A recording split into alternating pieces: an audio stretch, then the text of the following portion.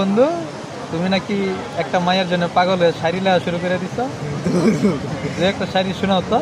শায়রি লিখছি কিন্তু মানে দাঁড়া বইরে শোনাই আসলে থ্যাঙ্কস শোনার জন্য। হ্যাঁ শোন,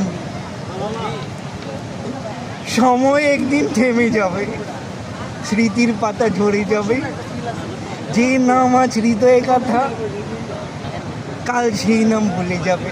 বাহ বাহ বাহ বাহ। তারিফ। আরো শোনাই, দাঁড়া আরো শোনাই। কষ্ট আমার ভিতরে বুঝছস। কষ্ট একদম উতলে পড়তেছে তোমার।